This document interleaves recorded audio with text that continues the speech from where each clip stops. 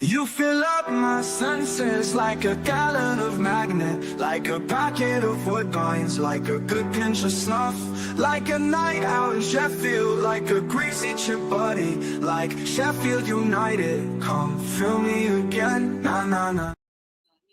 Good evening, boys. Right, welcome back to the Working Man's Blade channel, where we all grew up scraping our knees, getting fucking dust all over our fucking knuckles. Do you know what I mean? Fall down, no come picked us up. Do you know what I mean? I don't need a shoulder to cry on. We're here. We're here to talk about the possible transfer exits today. We do shout on this channel. And we swear. Do we? Do we swear? We do, and we do talk bullshit. Yeah. And believe it or not, it's proper football talk, innit? Not according to some. I know. You know what finds me funny, right? Smallest stand at Bramall Lane.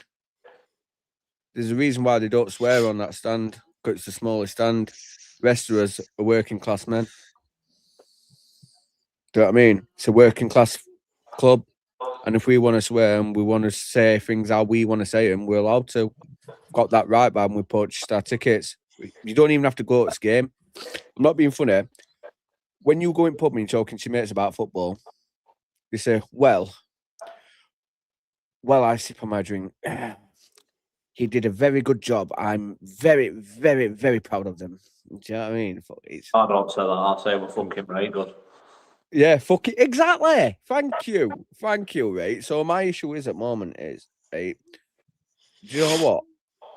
People need to stay in their own fucking lanes or just start opening mouth. I've got a lot of fucking shit. I mean, fuck off. You know what I mean? Not bothering you, fuck yourselves. We'll just have to start threatening kids, mate. That's clearly threatening what? Kids? I tell you what we're going to do, right? Tell you what I'm going to, threaten a 16-year-old. Is that what we're saying? Yeah. That's right. What we'll do. That's what makes you successful, apparently. So, bit of class. Bit of class. Yeah, stay classy. Stay classy. Fuck it. Anyway, I can't be asked it were Holland, weren't it? It was stay humble. Stay humble. Stay humble, motherfucker. Threaten 16-year-old, stay humble. Fuck him. I can't be asked talking about fucking wankers anyway, mate. So let's should we crack on? So shall we go for latest name? What's just dropped on pile? No, we're starting with Burrows. Transport. I thought you might want to have a quick chat about Hoover before. Kai John Hoover. We'll leave that to end. It's an incoming. It's more an outgoing this video, isn't it? Yeah. So Burrows. I'll start with Shax this time. What's your opinions on the possible exit of Burrows? It's a weird one because if you'd have asked me this 6 months ago, I would have probably said, "No, don't be stupid." Like, he just got in team at year in Championship. It looks quality, but then if you're asking me what we're talking about now, I'd snap their hand off if we can get what we paid for him, because I think when you've seen a lot of players like Souza and Nell, you've seen people that can look after him disappear at Chowdhury, disappear at a team. Even Jack Robinson, to an extent, I don't think it's the same player, and I think McCallum's just better than him at everything anyway, and that's why he's on bench. So, for me, it's decent going forward. Maybe he's better in as a proper left wing back. So there's 3 centre backs and then him. Maybe he's better in that role. But our way of playing at minute and are we? I think McCallum's better suited. He did look good other week in that game he started. I forgot which one it were, but I've got to disagree with that, right? I think first half he was fucking shit. I think Manu fucking bullied fuck out of him. He had him running like fucking silly. Do you know what I mean? He turned him numerous times. Second half when Manu came off, it did look a bit better. Do you know what I mean? Because he had no one attacking him. I think if you pull the 100 blades, I can't see more than 20 preferring Burrows over McCallum on what you've seen this season. So if somebody comes in with money like that for you, what everybody agrees, Wilder, I would say fans agree is your second choice left back at minute, then you've got it. We're not in a position to turn £5 million down, whatever it is, for that. Just take it and move on. And this over we've signed, he can play left back as well. I don't know if a lot of people know that, but he can play right and left back. So you've sort of got a replacement for him already, haven't you? And my man's ripping it up at Boris Green Rovers and all, Gilly Abbey. I always thought he'd come good him, and he's banging him in there. He's playing well, so who knows? But for me, take it. I don't know what you say. Snap the hand off for me. I'll let you touch on Connor. Yeah, pretty much exactly the same as Shaq's, to be honest with you, mate. I don't know what's happened to Burrows this season. I've always said that I see him more as a midfielder than a fullback because I don't think he's quick enough or defensively good enough to be a fullback. I think he's really, really good going forwards. But you take this season and what he's done this season so far, I can count on one hand his good moments. His pass at Stoke to put Bamford through to get the red card. Blackburn away. End of list. Yeah, pretty much it. Oh no, he swung the ball in for Cannon. Yeah, so yeah, that as well. So 4 moments, whatever it is. You know what stands out for me as well? Can you remember West Brom away when they were that 50-50 on halfway line and he turned his back? Yeah. I'm not having that from a Blade. I'm sorry, but I'm not, especially not a defensive Blade.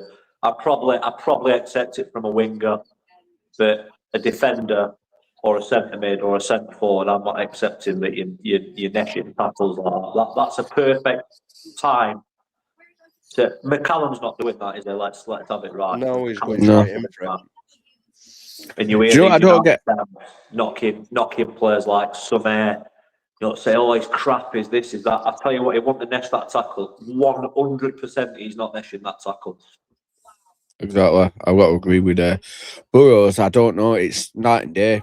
It's like we talked about off screen. Fucking, I believe in summer he wanted to go, and he had it in his head. He was already going. Yeah. Obviously, we don't know what's happened backstage. You know what I mean? We don't know if any offers came in for him, but I think he's already left in his head. Do you get what I mean? And can you see he's got that childish mentality where obviously you as a player, right? You've got to want and fight for that position. That's your position to fight for. Do you know what I mean? And it's looked like he's put his head down and gone, no, Sam's all right playing. Do you get what I mean? And that's not what we are as a club. Do you know what I mean? Like it says on a shirt, outwork, outfight, outrun, whatever it fucking says. Do you know what I mean? Right? We're a working class team and we demand our players to be fucking running through walls for us. Do you know what I mean? If you're wearing that badge on your shirt, I want 100% every game. And not all our players are accountable for it this season. But he's one what's very, very disappointing because, like I say, you go from how we were last season to what he is now, completely different player. I get how a player can go from low end Premiership. Go on. I've seen them like, you know, I think that, are they called FIFA cards? You know, where you get your players' bids and then yeah. My lad's got some of them, and it has like 10 things. Like it might have pace, it might have speed, it might have aggression. I think if you were comparing McCallum to Burrows, other than crossing and probably dead ball, other than that, I can't see anything is better at. Heading is not better than him at it. Tackling is not better than him at it. Positioning is not better than him. Work rate is not better.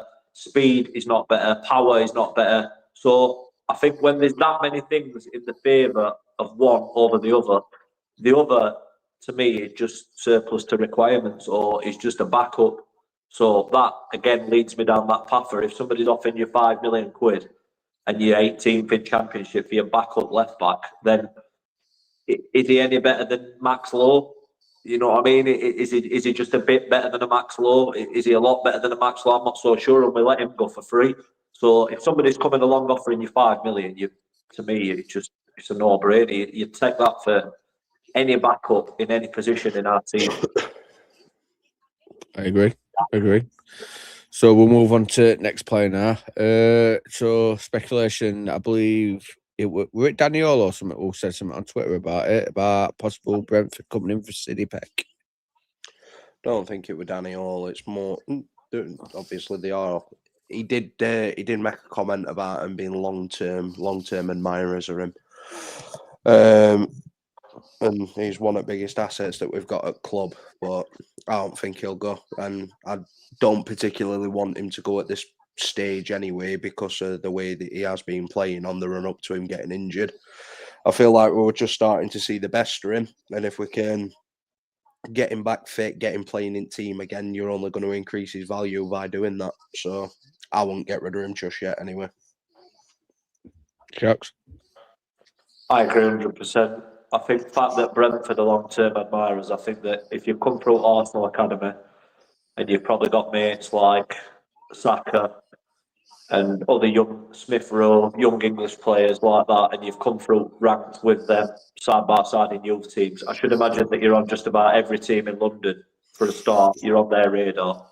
If you're 20, 22 and under and you've played 50, 60 games in Championship, I should imagine you're on everybody's radar at all times because you've obviously got something about you. So I agree with Connor. I won't sell him. I think that's more of a player that he shares. Well, like you said, regarding Burrows, regarding McCallum, he's got up values.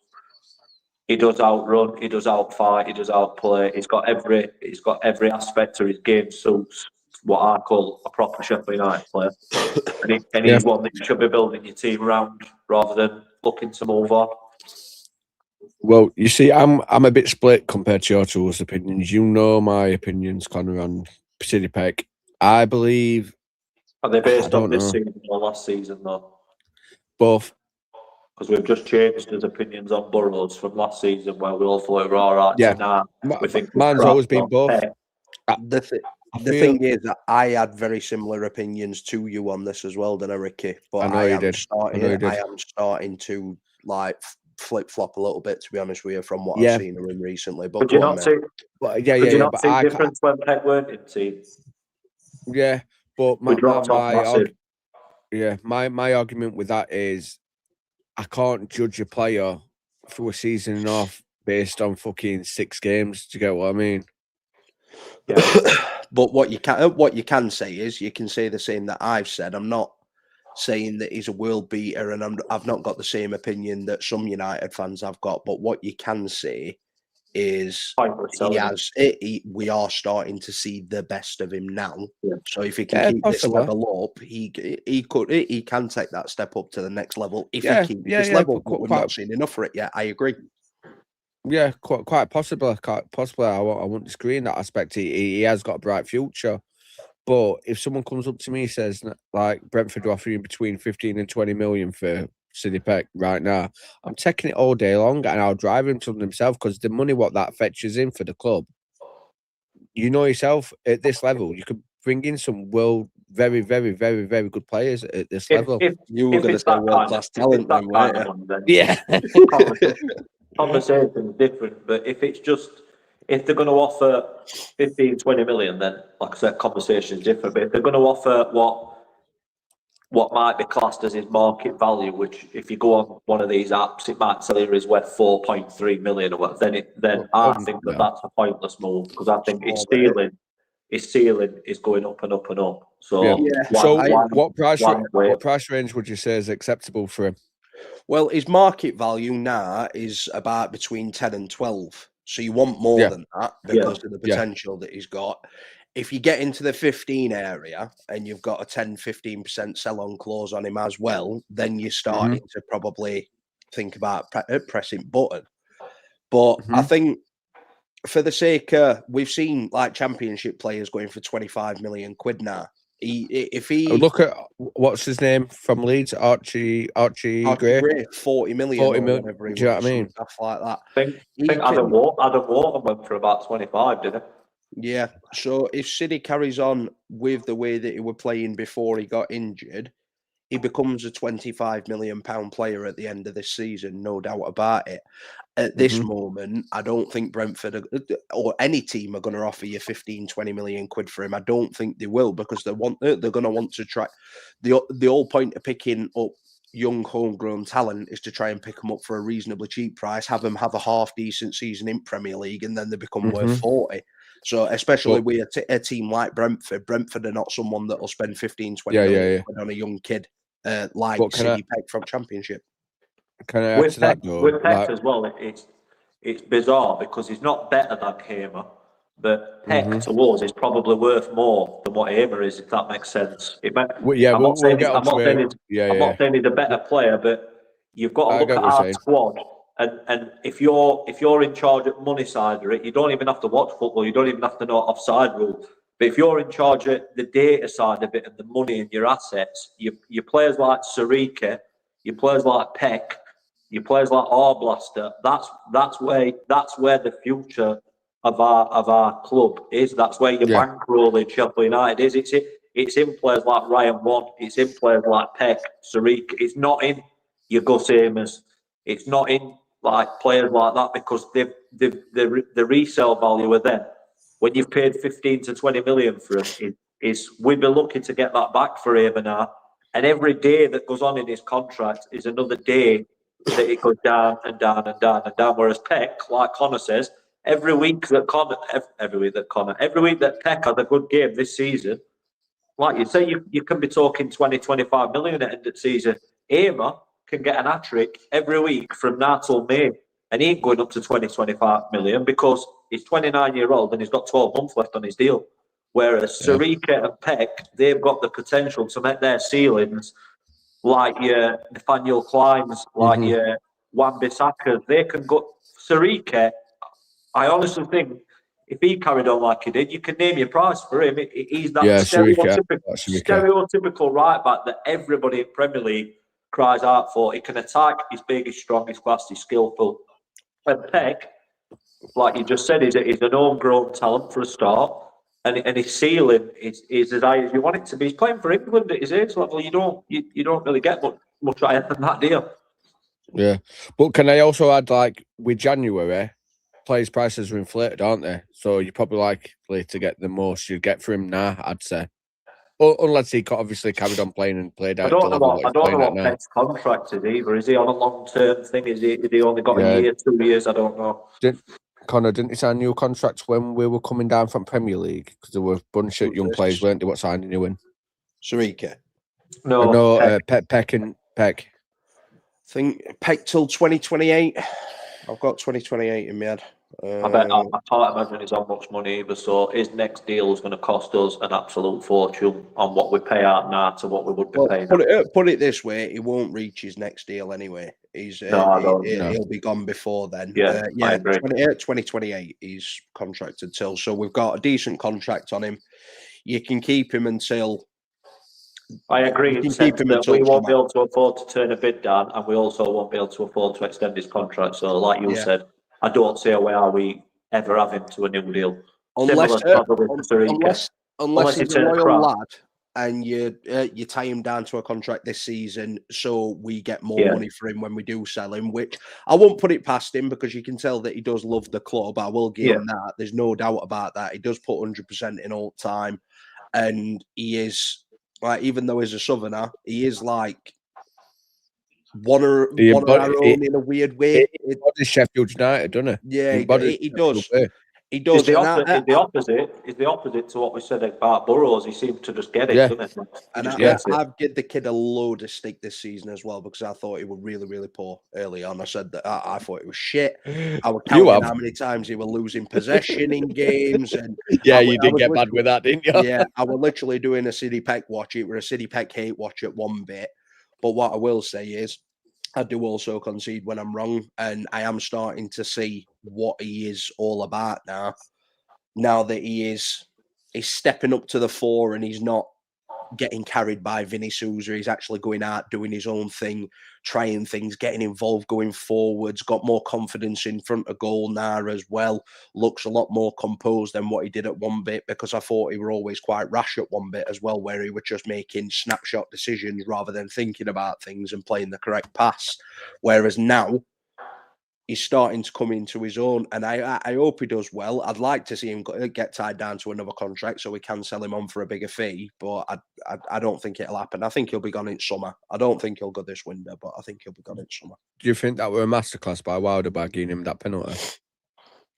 Well, if you look at it, that's where everything turned around. As soon as he got that goal, he went on a run, didn't he? 3 games in a row. Yep. So... And that is the sort of thing that Wilder's clever at. So, yeah, It is worth noting that we've all already as well, if he did go, we've already sort of got his replacement in some air. Another one I don't think people get sometimes is Sealy. He's 21-year-old. That kid, don't get me wrong, he's had some bad games, but he's improving. Every time we see him, he gets better. But if he puts on performances like he did at Stoke and like he did against Birmingham, you can name your price for somebody like that. Literally name your price. You see him in Premier League, them players going for 25, 30 million. And Sumer, to me, is another one. He's not gonna ours go anyway, on. so we don't need to talk about him too much. He's not ours. He's not ours permanently. Is he ours at the end of the season? He can be if we get promoted, and we have also got an option to buy him anyway. But You know about Samara? I think if we don't get promoted, there's no chance for him staying. No, 7 million, innit? That sort of money out round that sort of ballpark. Yeah. Unless Peck goes for big money. Yeah. And Wilder really next fancies player is supposedly our prize asset. I ain't really seen it this season, but I know everyone's going to have a lot to say about this one. Gustavo. Right. So 80 months left in the current deal. 35 grand a week. I believe it dropped a bit when he on 42 when we were at Premier League. Dropped to 35 when we got relegated. I don't even think he's on that. I think it's closer to 30. Right, okay. So anyway, yeah. So last season, amazing, great player. Do you know what I mean? Some of the stuff what he did were out of this world. But problem with Gus, it's a bit of a nick of mine. He's a moments player. I'd like a bit more consistency out of him. It's like we talked about Shaqs. He can have 4 games where he's shite, but then he'll have that one game where he just does something and you're like, fuck me, he's very good. Do you know what I mean? He does shit where you forget about him, but then he does shit where you remind you how good he is at the same time. He's a match winner. That's what he is. He's an out-and-out match winner. If he turns up on his day, he's unplayable and no one in Championship can stop him. But when he has an off day, I still don't think he's as bad as people make him out to be on his off days. I think it's because of the standard that he sets in his good games. Quite possibly, and maybe that's why he's not in a top-level Premier League team. Yeah, because he can't maintain it. Yeah, I think that's what it is. And but I know what question you're going to get to. Would you sell him, and do you think he'll go? Yes, I would sell him, and yes, I do think he goes. I think he'll be gone by the end of this window, and I will be glad, not because I want him to go, because I absolutely love him. You know, I'm Gus's biggest fan on planet Earth, I think. But I think he is underappreciated by our fans. I really do. I think people have got on his back a lot this season when he's not really deserved it. There's been other people that have deserved it a lot more. And I think he has been chucked onto scrap heap a little bit. So I think it's a good time to get rid of him while you can still get a little bit of money for him. You're probably looking at about 8 million quid. And bring someone in that's Championship level. Bring someone in that 10.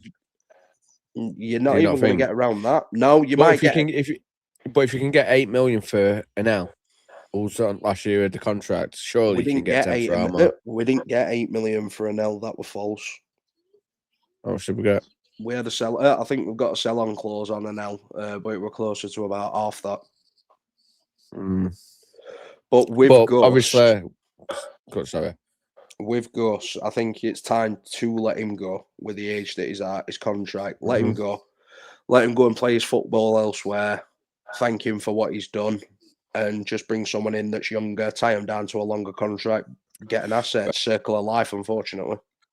We talked about this, Connor. So, you know my feelings with Armour and all that lot. On his day, I do think he's amazing. When he's shit, I do think he's shit. I think he disappears a lot in games. But like I said, moments, you know what I mean? He's a match winner. But what I've always said, and it's not like a fresh thing, when I said to you, Leeds lost out in playoffs to Southampton, was Somerville better than Armour at that time? Yeah, I know you definitely say yeah. I wouldn't, but no, to that Leeds squad, was he better than Armour? No, because Leeds had more match winners than what Gus did at the time. Would you say that then? Yeah. 100%. Everything will run through him or Rutter at that point. Yeah, but who was our stuff run through last season? It was Gus or nobody.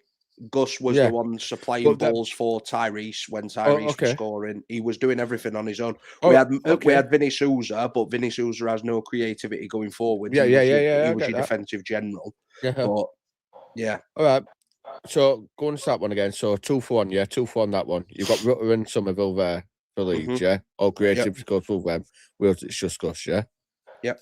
So when you saw him getting rid of Rutter, Somerville, Archie Gray, sorry. You know what I'm going to say? I'm not saying they were a big loss for them teams because, like you said, they were ready for the next stage of their career. Do you know what I mean? They were able to step up, which they have done. Yep. Granted, they're not the players they were in the championship, but it's expected you're playing at a lower level. The thing is with Gus, I think we've relied on him too much to do that, and that's maybe what has strained him to be inconsistent. I feel like if we did get rid of Gus, the possibilities of bringing more balance towards the team, like Callum O'Hare now is playing his best football he's played for us, and it's without Gus.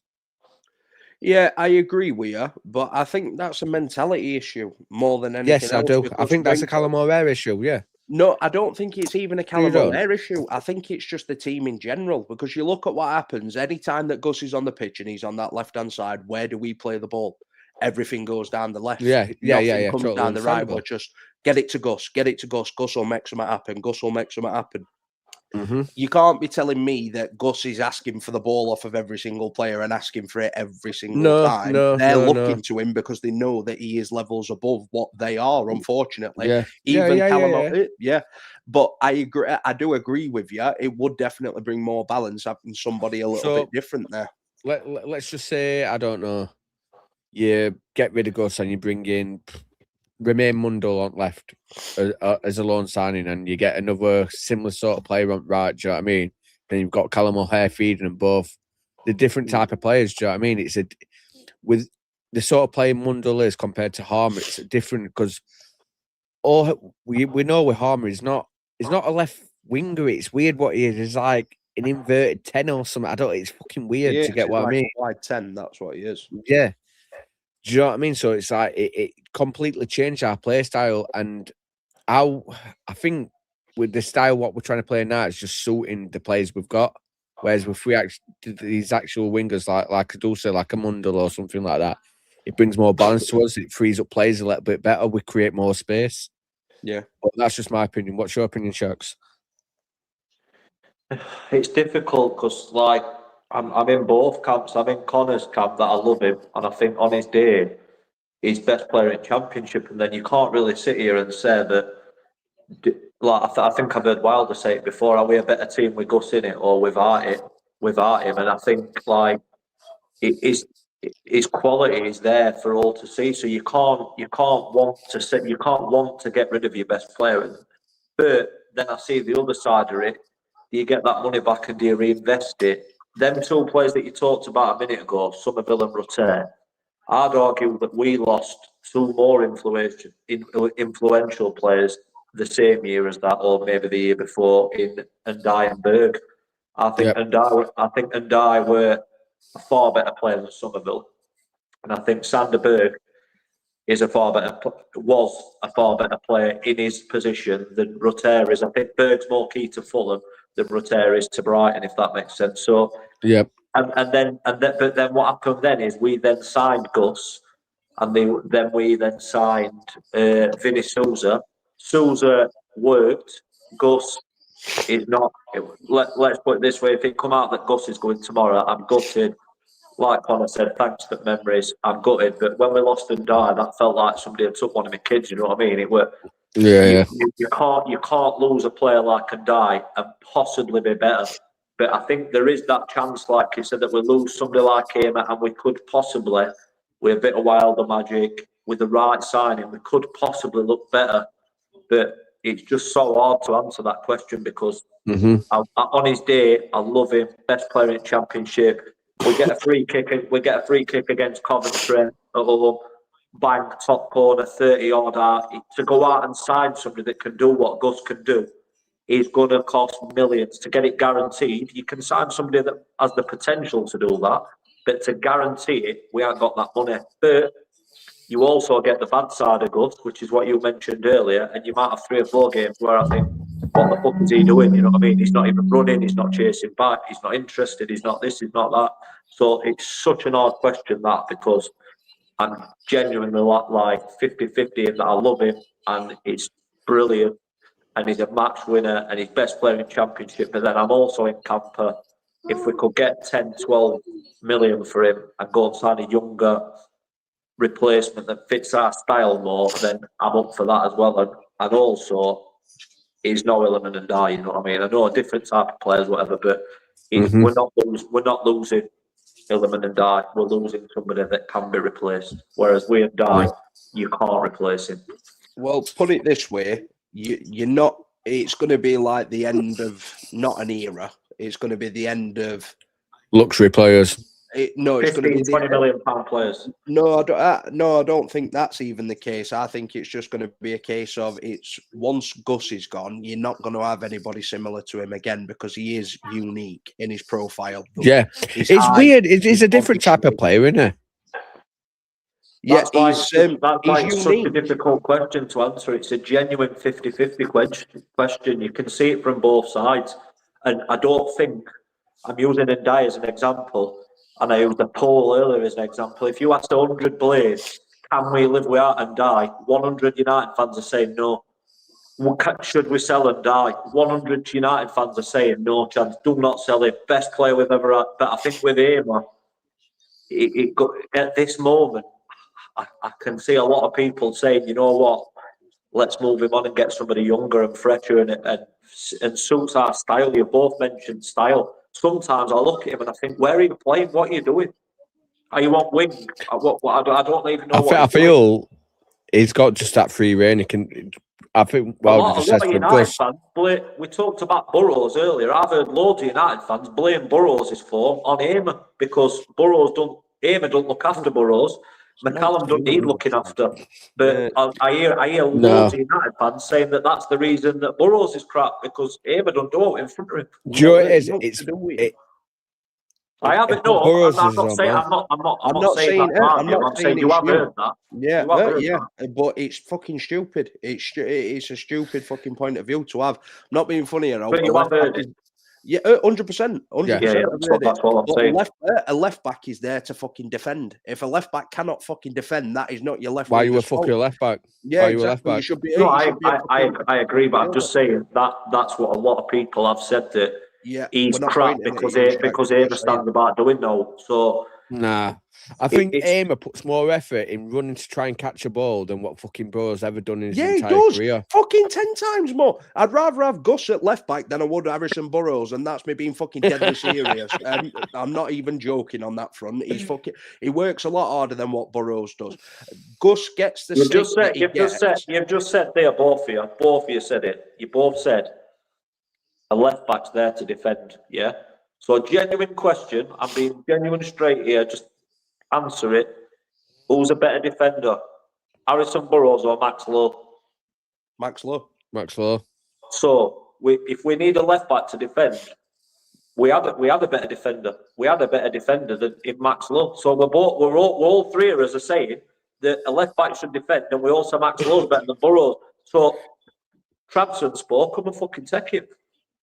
Last season, I could see why Burrows was in the team. The system suited him in the way that we were playing. And we bullied everyone. We were a team full of big lads. He could get away with it. This high press does not suit him whatsoever because he's not quick enough to press people down. He's not got the defensive nous to be able to press people in the way that you need to be able to. It's like going in. Yeah, I agree. It's like going into a fight. An athlete. If you're going into a fight, in a gang fight with 5 of you, so you're going into like a press or you're going into a corner. If you've got Harry Suter, Anel, Chowdhury and Vinay stood at side of you, there's a fucking good chance you're going to win. You know, when you're going in that same fight with Peck, Tanganga, these smaller players, they're not physically imposing. Oh yeah, last season he had Kiefer Moore as well. That's another fucking giant. He's got a lot of people there around him. Jack Robinson, he loved to scrap. He's got a lot of people there around him that could shield him and could defend him from that defensive side of it. Whereas this season, it's not same going in with Tyler Binden and Tanganga and Peck and you know what I mean. They're not. Can you imagine Tyler Binden going for a fight? Hi guys. You mentioned Jaff. I won't want to fake Jaff. No, I wouldn't. Have you seen his boxing scar? Yeah, he's Jaff. I'd still fancy Harry Silver. I'm going to be honest. Oh yeah, like Yeah. yeah, probably he's proper Frankenstein. Listen, I could jump and I still won't touch Harry Silver's fucking chin. I reckon an elk were a nasty bastard and all. I reckon he could handle it. So, Hey, you know what, Anel? I was surprised how big he is. He's 6'5", isn't he? He's a big lad. He's got samurai swords and all. I know. Have you seen it? on my way. Listen, going back to your point, I just think that we aim at, I'm a bit, it's a 50-50, and I think the fact that it's a 50-50 tells you that maybe we would be all right without him. But can I just he's brilliant, and I'll never ever. He's given some. I went to Forest away that first game of the season, and I know we lost, but that feeling he gave when that goal went in, fucking brilliant. See you later, Connor. See you in a bit. See you later. You gone. Oh, so have you heard of any names going other than them ones what we've mentioned? No, only your loans are like your Ryan one. A few of them young ones have already gone, haven't they? I think out of them young ones, I think 1A is the only one that we've seen involved in first team that'll disappear. And he needs a loan, doesn't he? Let's be fair. He's not gaining on. Of course he does. Running up that touch line. I reckon we need to get rid of Shackleton. Needs to fuck off. Yeah, of course, but to will. Anyone want to text him, you cancel his contract, don't you? Davis. He's an embarrassment to my naming. 35 grand fucking trio going Davis. He needs to fuck off. Does the name I've just meant? No. I've just got to pull this comment up. Tom Cannon's changed my mind. Keep him now. Would we call Reece Norrington Davis? Now he can fuck off and all. Now he can stay in London. Yep. Pop his tyres on his car to make sure he can't get back and all. On that note, we're going to call it quits. We've done 37 tonight. So if you're not already, like, share, subscribe. Fucking, if you got Blade friends, pass it on and just, yeah. Right, on that one, adios. See you later. See you in a bit.